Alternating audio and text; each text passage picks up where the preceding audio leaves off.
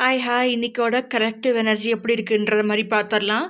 So அதில் வந்துட்டு take whatever resonates and leave the rest. இது ஜென்ரல் ரீடிங்.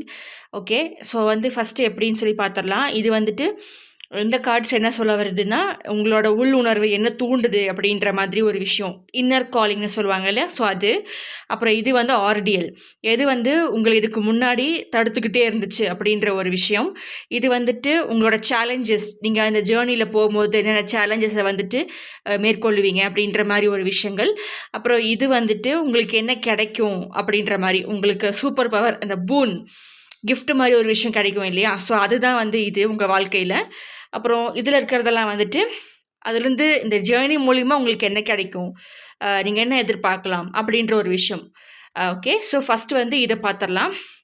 உங்களோட இன்னர் காலிங்ஸ் என்ன சொல்லுது அப்படின்ட்டு. ஸோ உங்களுக்கு நல்லாவே தெரியுது, நீங்கள் உண்மையாக சொன்னீங்கன்னா, ஒரு சில சமயத்தில் நீங்கள் உண்மையாக சொல்லிட்டீங்கன்னா, உங்களுக்குள்ளே இருக்கிற அந்த உண்மைகளை நீங்கள் பார்த்துட்டீங்க, இல்லை ஏதாவது போய் சொல்லிட்டீங்க, அதை நீங்கள் மாற்றி உண்மை ஒரு நீங்கள் சொன்னீங்கன்னா, இப்போ ஆல்ரெடி ஃபார்ம் பண்ண ஸ்ட்ரக்சர் எல்லாம் க்ரம்பிள் ஆகிடும். அதனால் இது வரைக்கும் எல்லா கம்ஃபர்ட் ஜோனில் இருக்கிறதெல்லாம் நம்மளுக்கு இல்லாமல் போயிடும் அப்படின்ற ஒரு பயம் இருக்குது. ஸோ நீங்கள் இந்த பயமும் இருக்குது, அதே சமயம் இந்த உள்ளுக்குள்ளே இருக்க என்ன சொல்கிறது, நீங்கள் சொல்லி தான் ஆகணும், சொல்லிடலாம் அப்படின்ற மாதிரி ஒரு உள்ளுணர்வு உங்களை புஷ் பண்ணிகிட்டே இருக்குது, சொல்கிறதுக்கு, இந்த உண்மைகளை சொல்கிறதுக்கு, உண்மைகளை ஃபேஸ் பண்ணுறதுக்கு அப்படின்ற மாதிரி சொல்லிகிட்டு இருக்காங்க. So this is your inner call. அப்புறம் நீங்கள் டிஸ்ட்ராய் பண்ணி தான் ஆகணும், அப்போ தான் எனக்கு இந்த புது விஷயம் கிடைக்கும் அப்படின்ற ஒரு தூண்டுதலும் இங்கே இருக்குது அப்படின்ற மாதிரி சொல்லியிருக்காங்க. அப்புறம் இங்கே என்ன சொல்லியிருக்காங்க அப்படின்னா, இதுக்கு முன்னாடி உங்களை இழுத்து பிடிச்சி வச்சிருந்த விஷயம் என்ன அப்படின்னா, நீங்களே ஃபஸ்ட்டு சரி அப்படின்ட்டு இந்த விஷயத்துக்கும் அந்த விஷயத்துக்கும் ஒரு பிரிட்ஜ் ஃபார்ம் பண்ணுறீங்க. ஓகே, ஸோ ஃபார்ம் பண்ணிவிட்டு நீங்களே தான் எனக்கு எப்போவுமே எனி டைம் கால் பண்ணுங்கள் அப்படின்ற மாதிரி ஒரு எக்ஸாம்பிளுக்கு சொல்கிறேன். எனி டைம் நீங்கள் எதெல்லாம் தேவைப்படுதோ அப்போ எந்த டைம் வேணும்னாலும் எனக்கு ஃபோன் பண்ணுங்கள் அப்படின்ற மாதிரி நீங்களே சொல்லிவிட்டு உங்கள் ஃப்ரெண்ட்ஸ்க்கு அந்த நம்பிக்கை கொடுத்துட்டு, ஆனால் நீங்கள் ஃபோன் எடுக்க மாட்டீங்க. நீங்கள் அவங்க ஃபோன் பண்ணாலும் உங்களை கர்ஸ் பண்ணுறது, ஏன் டைம் இப்போ திரும்ப என்கிட்ட வந்துகிட்டே இருக்கான் அப்படின்ற மாதிரி அந்த பிளாக்கேஜை நீங்களே உருவாக்குறது. ஸோ நீங்களே அந்த நம்பிக்கையும் கொடுத்து நீங்களே அதை பிளாக்கும் பண்ணுறீங்க அப்படின்ற மாதிரி சொல்லியிருக்காங்க. இதுதான் உங்களோட ஆப்பர்ச்சுனிட்டிஸை பிளாக் பண்ணுற மாதிரி. ஸோ அதுவும் இன்னொரு எக்ஸாம்பிள்.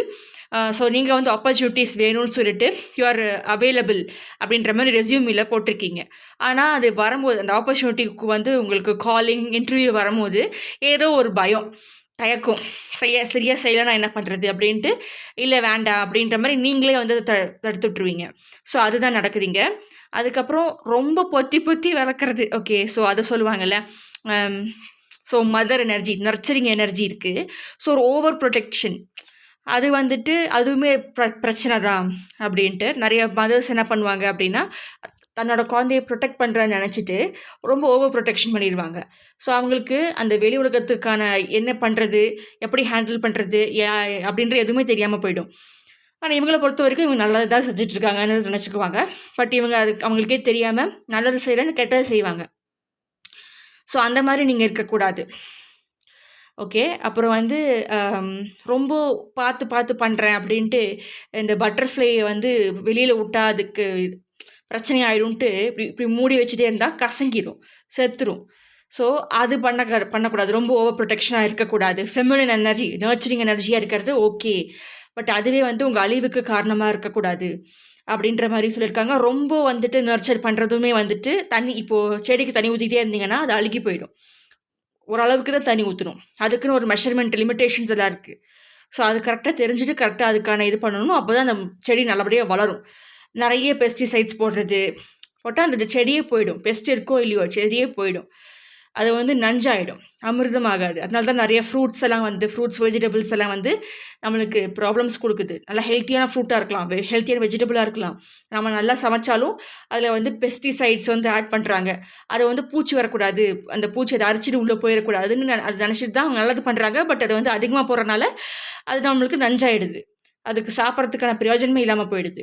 ஸோ அந்த மாதிரி இருக்கக்கூடாதுன்ற மாதிரி சொல்லியிருக்காங்க. ஸோ இதெல்லாம் தான் உங்களை பிடிச்சி வச்சுக்கிற ஒரு விஷயங்கள் அப்படின்ற மாதிரி சொல்லியிருக்காங்க.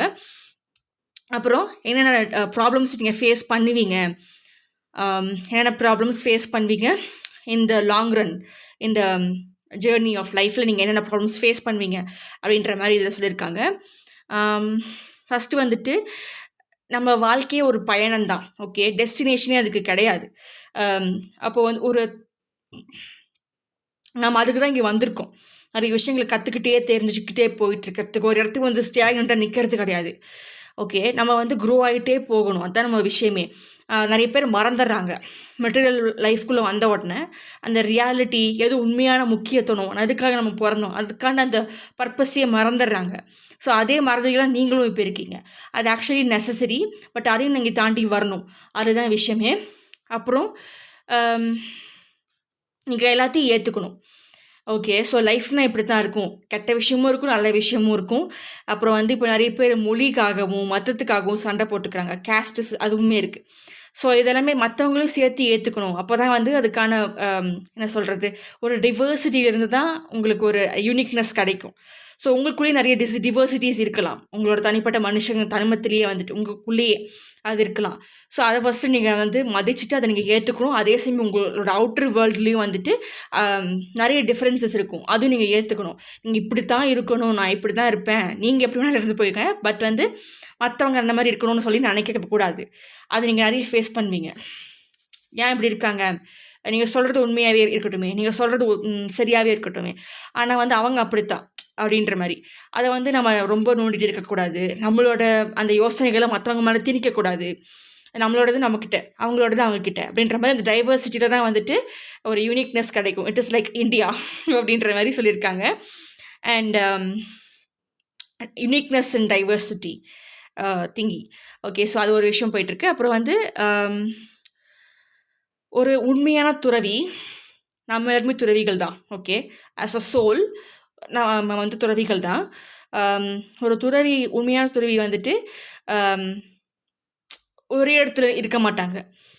இடத்துக்கு இடம் மாறிட்டே இருப்பாங்க. அவங்களுக்கு அந்த எக்ஸ்பீரியன்ஸ் கிடைக்கணும், அவங்களுக்கு அந்த க்ரோத் இருக்கணும். ஒரே இடத்துல நின்றுருந்தால் அவங்களுக்கு எதுவுமே கிடைக்காது. நான் இப்போ வந்து பொய்யான துறவிகள் எப்படி இருப்பாங்க அப்படின்னா, கம்ஃபர்ட் ஜோன், இது வந்து எப்போ முடியும், இந்த கஷ்ட காலம் எப்போ முடியும், நான் எப்போ சாஃப்டாக, அதாவது நான் எனக்கு கம்ஃபர்டபுளாக நான் எப்போ இருப்பேன் அப்படின்ற மாதிரி யோசிச்சுட்டு இருப்பாங்க. ஸோ அந்த கம்ஃபர்ட் ஜோனில் உங்களுக்கு அந்த க்ரோத்து கிடைக்காது. நீங்கள் எதுக்காக இந்த பயணத்தை தொடங்குனீங்களோ அதுக்கான விடைகள் உங்களுக்கு கிடைக்காது. ஸோ வந்து அந்த டிஃபிகல்ட்டிஸை தாண்டி தான் நீங்கள் வந்து போயிட்டே இருக்கும்போது உங்களுக்கு க்ரோத்தும் கிடைக்கும். நீங்கள் எதுக்காக தேடி வந்தீங்களோ அதுவுமே உங்களுக்கு கிடைக்கும் அப்படின்ற மாதிரி சொல்லியிருக்காங்க. அப்புறம் வந்து இது எனர்ஜி எப்படின்னா, இப்போ வந்து உங்களை மாதிரி எப்படி சொல்ல வந்துடுது, நிறைய பேர் லிமிட்டேஷன்ஸோடு இருப்பாங்க. இந்த கட்டுக்கோட்டு இதுக்குள்ளே தான் நான் இருப்பேன், அதை தாண்டி நான் வரமாட்டேன். அப்போது அவங்களுக்கு நிறைய ரெஸ்ட்ரிக்ஷன்ஸ் அவங்களே க்ரியேட் பண்ணிக்கிறாங்க. இந்த சொசைட்டி ஸ்டாண்டர்ட் இதெல்லாமே வந்து மனுஷங்களால் மனுஷங்களுக்கு க்ரியேட் பண்ணி வச்சது. இதுக்கு முன்னாடி வந்து பரவாயில்ல, முன்னாடி வந்துட்டு இருந்த சுச்சுவேஷன்ஸ் எல்லாம் வந்துட்டு அந்த மாதிரி இருந்துச்சு. அதுக்கு வந்து அதுவுமே நிறைய ப்ராப்ளம்ஸ்லாம் வந்துட்டு தான் இருந்துச்சு. பட் வந்து இப்போது அதெல்லாம் ரொம்ப அவுட்டேட்டடாக போயிடுச்சு. ஓகே, ஸோ அதெல்லாம் லிமிட்டேஷன்ஸாக ரெஸ்ட்ரிக்ஷன்ஸாக மட்டும்தான் இருக்கே தவிர நம்ம க்ரோத்துக்கோ, கான்ஷியஸ்னஸ் க்ரோத்துக்கோ, ஃபிசிக்கல் க்ரோத் எதுக்குமே வந்து அது உதவி செய்கிறது கிடையாது. ஸோ வந்து இன்னொருத்தங்களை பார்த்து நீங்கள் அதே மாதிரி இருக்கணும்னு ஆசைப்பட வேண்டாம். ஓகே, ஸோ அதுக்கான அந்த சேலஞ்சஸ் எல்லாம் வரும். அந்த ஸ்டாண்டர்ட் சொசைட்டியெல்லாம் உங்களை போட்டு ப்ரெஷர் பண்ணணும், நீங்கள் இப்படி தான் இருக்கணும் அப்படின்ற மாதிரியெல்லாம். நீங்கள் அப்படி இருக்கணும்னு அவசியம் கிடையாது. அதனால் புரிஞ்சுக்கோங்க. அதெல்லாம் சேலஞ்சஸாக உங்களுக்கு வந்து வரும் அப்படின்ற மாதிரி சொல்லியிருக்காங்க. நிறைய அன்கம்ஃபர்டபுள் சுச்சுவேஷன்ஸும் வரும் அப்படின்ற மாதிரி சொல்லியிருக்காங்க. அப்புறம் நீங்கள் உங்கள் தேடல் ரொம்ப ஸ்ட்ராங்காக இருந்துச்சுன்னா உங்களுக்கு இதெல்லாம் சேலஞ்சாக பெருசாகவே தெரியாது. அப்புறம் வந்து இப்போ நிறைய பேர் எல்ஜிபிடி கம்யூனிட்டியாக இருப்பாங்க. அப்புறம் அவங்களோட தாட் ஃபார்ம்ஸ் எல்லாமே வேறு மாதிரி இருக்கும். அவங்க பிலீஃப்ஸ் எல்லாம் வேறு மாதிரி இருக்கும். அதெல்லாம் நீங்கள் வந்து ஏற்றுக்காட்டியும் பரவாயில்ல, குற்றம் சொல்ல வேண்டாம். அதே சமயம் உங்களோடது வேறு, மற்றவங்க வந்து உங்ககிட்ட வந்து உங்களை நோண்டிட்டு இருந்தாங்கன்னா உங்களுக்கு பிடிக்காது இல்லையா? ஸோ அந்த மாதிரி தான் எல்லாருக்குமே. அப்புறம் அந்த டைவர்சிட்டியை நீங்கள் வந்து நீங்களும் ஏற்றுக்கணும்னு சொல்ல வராங்க ஃபஸ்ட்டு. ஓகே, ஸோ அந்த லிமிட்டேஷன்ஸை தான் மனுஷங்க தான் உருவாக்குறது. அந்த மனுஷன் வந்து உருவாக்கின மனுஷன் அவன் எந்த மாதிரி மென்டாலிட்டியில் இருந்தால் நம்மளுக்கு தெரியாது. அவன் வந்து ரொம்ப இல்யூஷன், ரொம்ப மெட்டீரியலிஸ்டிக் லைஃப்பில் கூட இருந்திருக்கலாம். அவனுக்கு மட்டுமே கெயின் வர்ற மாதிரி கூட, மற்றவங்களுக்கு கெயின் வரக்கூடாதுன்ற அளவுக்கு அந்த மாதிரி கூட அவன் யோசிச்சிருக்கலாமே. அதை யோசிச்சு கூட இந்த மாதிரி ஸ்டாண்டர்டை வச்சுருக்கலாமே. ஸோ ஸ்டாண்டர்ட் வந்து மனுஷனால் உருவாக்கப்பட்டது தானே.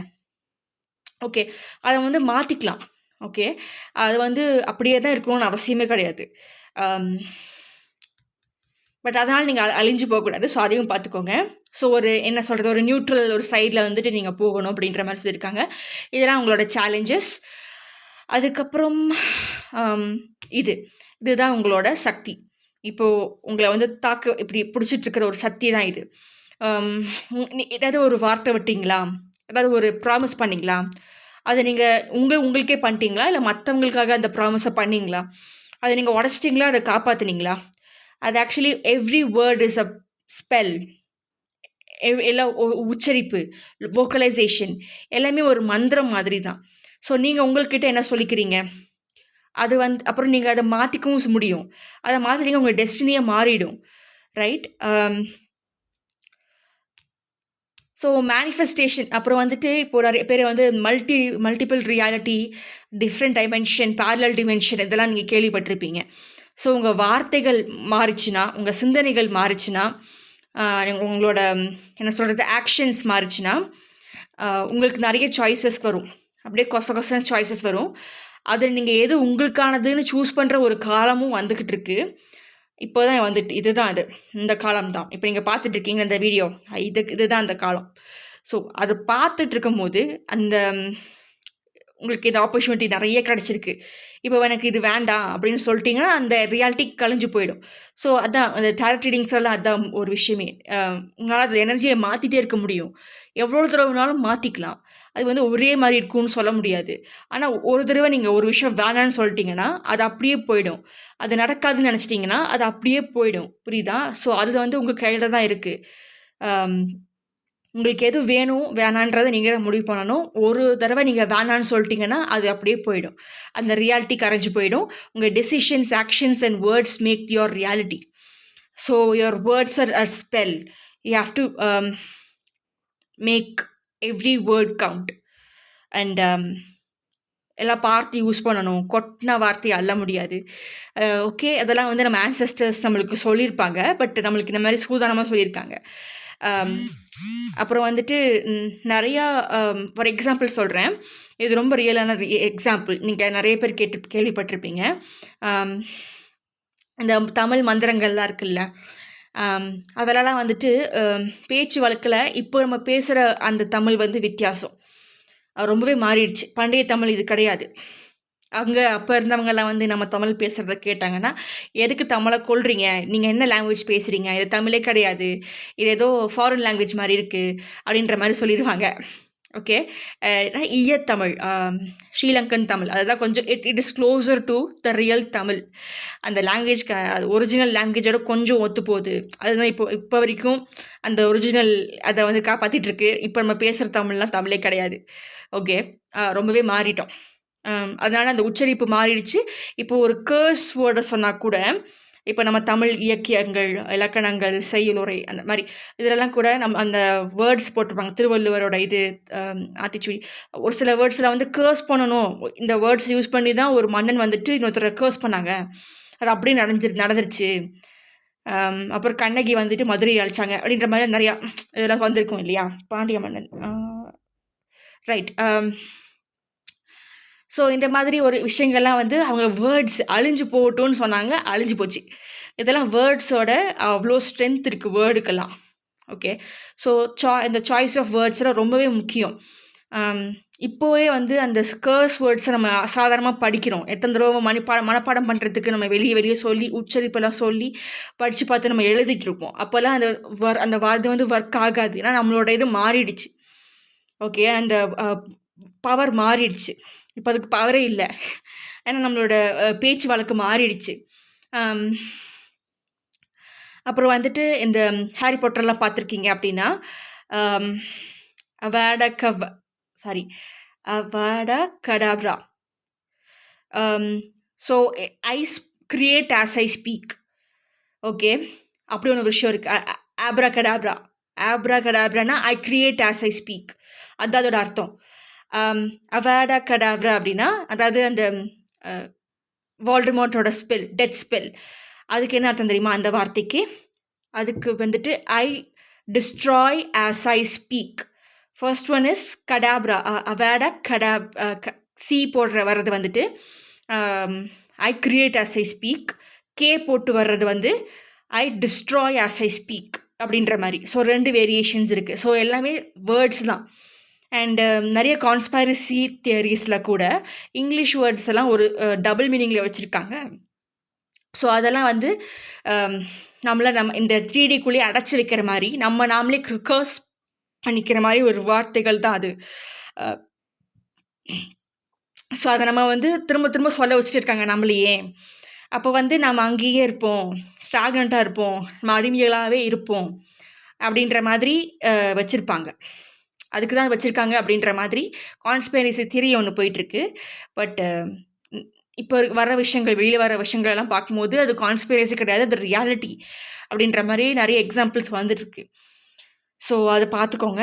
இதுதான் உங்களோட சஸ்டைனபிலிட்டி, இதுதான் உங்களோட சூப்பர் பவர். இதை தெரிஞ்சுக்கோங்க, இதை உங்களுக்கு சாதகமாக பயன்படுத்திக்கோங்க. அதுக்கப்புறம் இங்கே ஓகே, இதுதான் உங்களுக்கு இந்த ஜேர்னியில் கிடைக்க போகிற ஒரு சில விஷயங்கள். உங்களுக்கும் இந்த உலகத்துக்கும் இருக்கிற அந்த கனெக்ஷனை வந்து நீங்கள் திரும்ப உணரணும். நாம் எல்லாருமே மனுஷங்களும் வந்துட்டு ஒரு விதமான அனிமல் தான். ஓகே, ஸோ அந்த அனிமலோட அந்த நேச்சரை நம்ம மறந்துட்டோம். ரொம்ப மாடர்னைஸ் ஆகிட்டோம். அந்த நம்மளோட ஃபோன் யூஸ் பண்ணுறது, அப்புறம் டிவி, ரேடியோ, டேப்லெட்ஸு, ஸோ இதெல்லாமே இந்த எலக்ட்ரிக் கேஜெட்ஸ் வந்துட்டு நம்மளோட அந்த ஹியூமன் தன்மையவே வந்து குறைக்குது அப்படின்ற மாதிரி சொல்லியிருக்காங்க. நம்மளுக்கும் அந்த நேச்சருக்கும் இருக்கிற கனெக்ஷனை வந்து குறைக்குது அப்படின்ற மாதிரி, அதை நீங்கள் தனியாக எடுத்து வச்சிடணும் அப்படின்ற மாதிரியும், நம்மளும் நம்மளுக்கு இருக்கிற அந்த கனெக்ஷன் நம்ம உணரணும் அப்படின்ற மாதிரியும், அதுதான் நம்மளோட அந்த மிஸ்ஸிங் பீஸ் அப்படின்ற மாதிரி சொல்லியிருக்காங்க. அப்போ தான் வந்துட்டு நம்மளுக்கு அது கிடைக்கும். நம்ம எதை தேடி வந்தோமோ அதுக்கான அந்த ப்ரைஸ் நம்மளுக்கு கிடைக்கும். அப்புறம் வந்து அந்த spiritual enlightenment or opportunities or எந்த ஒரு விஷயமே நம்ம தேடி போகிறது எதுவுமே வந்துட்டு நம்மளுக்கு ஈஸியாக கையில் கொடுக்க மாட்டாங்க. நம்ம தேடி தான் பார்க்கணும். அதுவும் நம்ம தேடுற விஷயங்கள் நம்ம எதிர்பார்க்காத இடத்துல இருக்கும் அப்படின்ற மாதிரி சொல்லியிருக்காங்க. ஸோ இதுதான் வந்து நம்மளுக்கு ரிட்டர்ன் கிஃப்டாக கிடைக்க போகுது. நம்மளோட உண்மையான தன்மைகள், அதாவது டெலிபாட்டிக்கல் கனெக்ஷன், காக்னிட்டிவ் நோயிங், அப்புறம் வந்து இந்த சைக்கிக் எபிலிட்டிஸ் எல்லாம் வந்துட்டு நம்ம மனுஷங்களுக்கு ஆல்ரெடி இருக்கிறது தான். ஆனால் வந்து இந்த கேஜெட்ஸ் எல்லாம் கொண்டு வந்து நம்மளுக்கும் அந்த ஏர்த்துக்கும் இருக்கிற அந்த கனெக்ஷன், அதை வந்துட்டு நம்ம மிஸ் பண்ணிகிட்ருக்கோம். ஸோ புக்ஸ் நிறையா படிங்க and be connected with the nature. So அது வந்துட்டு உங்களுக்கு நிறைய பதில்களை கொடுக்கும், நிறைய டவுன்லோட்ஸ் உங்களுக்கு கிடைக்கும். ரொம்ப ஸ்பிரிச்சுவலி என்ன ஒரு ஒன்றிணைப்பாக நீங்கள் இருப்பீங்க. அப்போ வந்து இந்த ஆஸ்ட்ராலஜிக்கல் சைன் எதுவுமே பார்க்காம உங்களுக்கு வந்து இந்த பிளானட் இங்கே தான் இருக்குது, ஸோ இப்போ எனக்கு இதுதான் நடக்க போகுது, ட்ரீம்ஸ் வழியாகவும் மைண்ட் விஷன்ஸ் வழியாகவும் நீங்கள் ஒரு சில விஷயங்கள் நடக்க போகிறதையும் நடந்துக்கிட்டு இருக்கிறதையும் வேறு ஒரு எண்டு பாயிண்ட்லேருந்து பார்க்க முடியும். Remote control viewing and lots of abilities எல்லாம் வந்து உங்களுக்கு கிடைக்கும். அதுக்கு வந்து நீங்கள் you have to be attuned with the nature. So இதுதான் உங்களுக்கு கிடைக்கும் அப்படின்ற மாதிரி சொல்லியிருக்காங்க. நீங்கள் தேட வேண்டிய விஷயங்கள் இங்கே எதிர்பார்க்காத, உங்களுக்கு பிடிக்காத விஷயங்களோட சேர்ந்துருக்கும். நீங்கள் அதை வந்து பயம் அப்படின்னு நினைக்கிற ஒரு விஷயம், ரிஜெக்ட் பண்ணுற ஒரு விஷயத்தில் தான் நீங்கள் தேடுற அந்த ஜெம்மே இருக்குது. ஸோ நீங்கள் அதெல்லாத்தையும் இங்கேருந்து இப்படி வந்தால் தான் உங்களால் அதை எடுக்க முடியும். லீஸ்ட் எக்ஸ்பெக்டட் இடத்துல தான் வச்சுருப்பாங்க, கண்ணுக்கு எதிரே வைக்க மாட்டாங்க நீங்கள் தேடுற விஷயங்களை. அவ்வளோ ஈஸியாக போயிடும்ல. அப்போது இவ்வளோ பெரிய ஜேர்னி உங்களுக்கு தேவையே இருக்காது ஈஸியாக இருந்துச்சுன்னா. ஸோ ஈஸி வந்து எடுத்துக்கிறதுக்காக நீங்கள் வரல, இந்த ஜேர்னி வந்து நீங்கள் ஈஸியாக இருக்கிறதுக்காக வரல, எல்லாத்தையும் தாண்டி ஒரு பெரிய பொக்கிஷத்தை எடுக்க தான் வந்திருக்கீங்க. ஸோ அதுக்கான அந்த இன்ஸ்பிரேஷனை நீங்கள் தான் எங்கள் தேடி கண்டுபிடிக்கணும். அது உங்களுக்குள்ளேயே தான் இருக்குது, உங்களுக்கே தெரியும் நீங்கள் என்ன பண்ணணும் அப்படின்ட்டு. அதை முதல்ல கேட்க ஆரம்பிங்க, இன்ட்யூஷன் கேட்க ஆரம்பிங்க. வேறு த ரிடில், இதுக்கான விஷயங்கள் தான் வந்துட்டு எனக்கு சரியாக மறந்து போச்சு. ஒரே நிமிஷம் பார்த்து சொல்கிறேன்.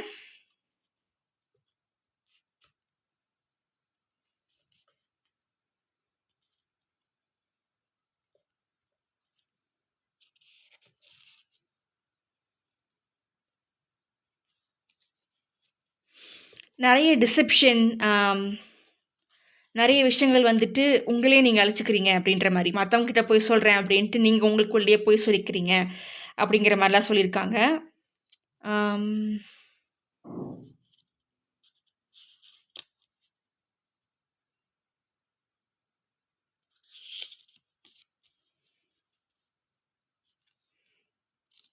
Patience please, patience is required. Hmm.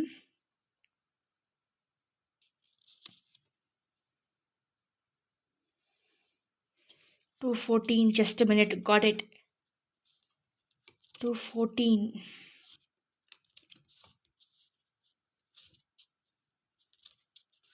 கிடச்சிச்சு. ஸோ ரிடில்கான இது கார்டு இப்படி தான் வந்துச்சு. ஸோ அது இப்படி. ஓகே, ஸோ இதில் என்ன சொல்லியிருக்காங்க? நீங்கள் தொலைச்சதை நீங்களே தேடுவீங்க, தொலைச்ச இடத்துலையும் நீங்கள் தேடுவீங்க அப்படின்ற மாதிரி சொல்லியிருக்காங்க.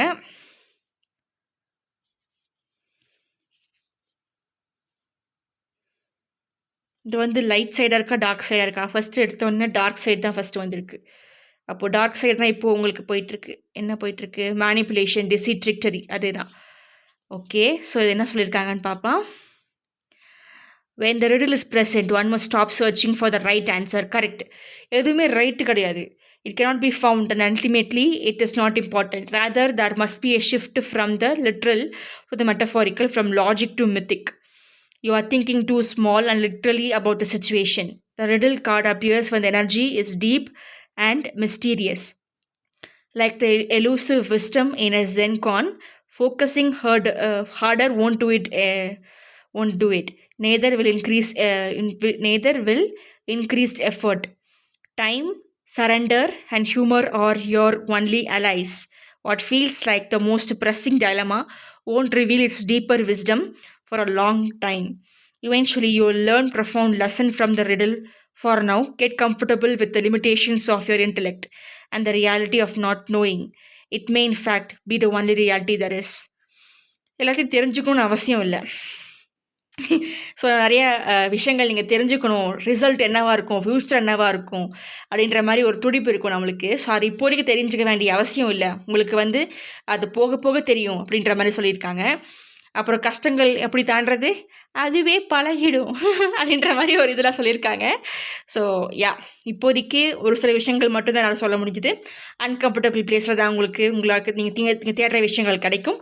அப்புறம் கெட் டியூன்ட் வித் நேச்சர். மற்ற விஷயங்கள் நீங்கள் போக போக புரிஞ்சுப்பீங்க, இப்போ தேடாதீங்க அப்படின்ற மாதிரி சொல்லிட்டாங்க. ஓகே, ஸோ டெஸ்டினியை மாத்திர இது வந்து உங்ககிட்ட தான் இருக்குது. வித் வேர்ட்ஸ், வேர்டோட பவர், அதான் ஸ்விட்ச் வேர்ட்ஸ் எல்லாம் இருக்குது இல்லையா, அதெல்லாம். பட் ப்ரொனன்சியேஷன் எல்லாம் வந்துட்டு தப்பாக சொல்லிட்டிங்கன்னா அந்த ஸ்விட்ச் வேர்டு இருக்க ஃபீல் பண்ணி சொல்லாமல் emotions should be right, time should be right, அப்புறம் அந்த thought, words, thoughts, actions, time. So time வந்துட்டு it is not stagnant, it is not, அது எக்ஸிஸ்டே கிடையாது. Time and space does not exist. Okay, it's just an illusion. You can create your destiny, you can create your destiny. So அதுக்கு என்னென்ன தேவை? அந்த emotions தேவை, thoughts தேவை, சரியான emotions, thoughts and actions and words. Words R power. So you have to use that to your benefit. You already have that in your hand. மற்றதெல்லாம் கூட கொஞ்சம் கஷ்டமாக இருக்கலாம், ஆனால் இது உங்ககிட்ட இப்போவே இருக்குது, உங்கள் கையிலேயே இருக்கிற ஒரு விஷயம் இது. அது நீங்கள் தான் பார்த்துக்கணும். Okay, with this I end this general reading. Thank you for watching. 11th blessed be, and consider subscribing, sharing, liking, அப்புறம் கமெண்ட், அப்புறம் notification button, push on the hype button as well. Thank you again. Bye.